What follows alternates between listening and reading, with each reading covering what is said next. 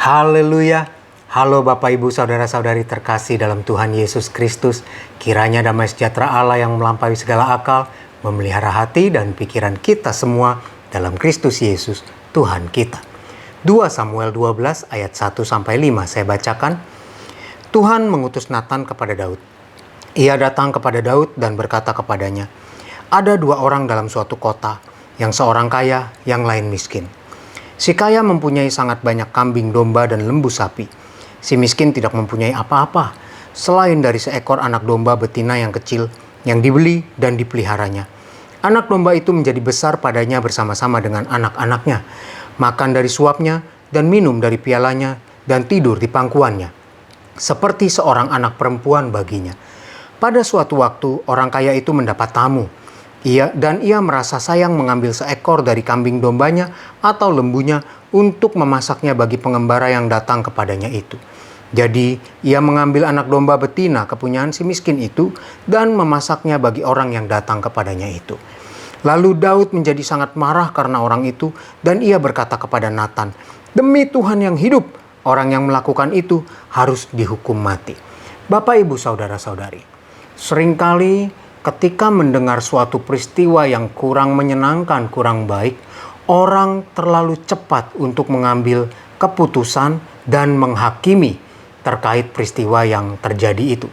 Seperti Daud, ketika diceritakan tentang orang kaya dan orang miskin, yang orang kaya tersebut mengambil anak domba si miskin untuk diberikan kepada tamunya, Daud langsung menghakimi dan marah terhadap orang kaya itu.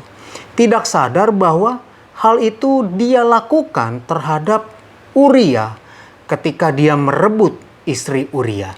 Dan ini menjadi pelajaran bagi kita. Bapak, Ibu, Saudara-saudari, dalam menyikapi segala sesuatu, hendaklah kita memikirkan segala sesuatunya terlebih dahulu. Janganlah cepat untuk mengambil keputusan dan menghakimi dengan cara yang tidak baik terhadap satu peristiwa. Karena apa? Mungkin ketika kita menghadapi hal itu, kita tanpa sadar melakukan hal yang sama seperti apa yang kita hakimi.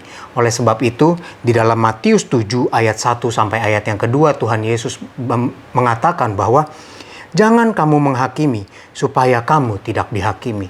Karena dengan penghakiman yang kamu pakai untuk menghakimi, kamu akan dihakimi dan ukuran yang kamu pakai untuk mengukur akan diukurkan kepadamu. Jadi, apa yang kita ukur untuk menghakimi orang lain, itu akan diukurkan kepada kita. Kalau kita melakukan hal yang sama, berarti kita sudah jatuh, kita sudah melakukan apa yang kita hakimi itu. Dan kalau kita menghakimi keadaan itu bahwa itu adalah sebuah kesalahan, maka apabila kita melakukan hal yang sama, kita bersalah. Oleh sebab itu, marilah kita mawas diri, jangan kita mudah menghakimi, karena ukuran yang dipakai akan diukurkan juga kepada kita. Tuhan tolong kita semua, mari kita berdoa. Haleluya. Tuhan Yesus, terima kasih untuk kasih sayang-Mu Tuhan. Engkau memberi kami pelajaran hari ini Tuhan, bahwa jangan kami menghakimi, karena ukuran yang kami pakai untuk menghakimi akan diukurkan kepada kami. Dan kami perlu mawas diri ya Tuhan, supaya apa yang kami lakukan, kami benar-benar mengerti dan kami tahu, supaya kami tidak melakukan kesalahan sebagaimana kami menghakimi orang lain atau sebuah peristiwa. Tuhan berkati setiap kami, Tuhan tolong setiap kami supaya kami bisa menjadi pelaku firman-Mu Tuhan. Dan hamba berdoa bagi umat-umat-Mu, jemaat-jemaat-Mu Tuhan. Sepanjang hari ini mereka akan beraktivitas, mereka akan melakukan segala kegiatan mereka. Bagi yang bekerja, bagi yang berwirausaha, Tuhan tolong. Tuhan beri hikmat dalam melaksanakan segala tanggung jawab pekerjaan mereka.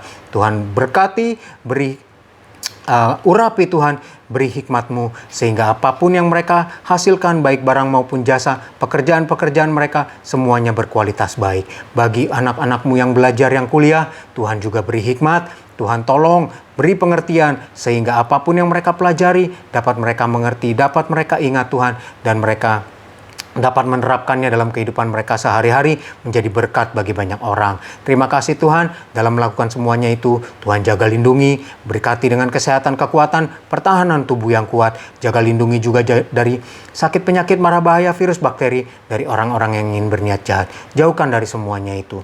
Terima kasih Tuhan, terpujilah Engkau kekal selama-lamanya. Kami serahkan hidup kami kepadamu Tuhan, di dalam nama Tuhan Yesus Kristus. Haleluya.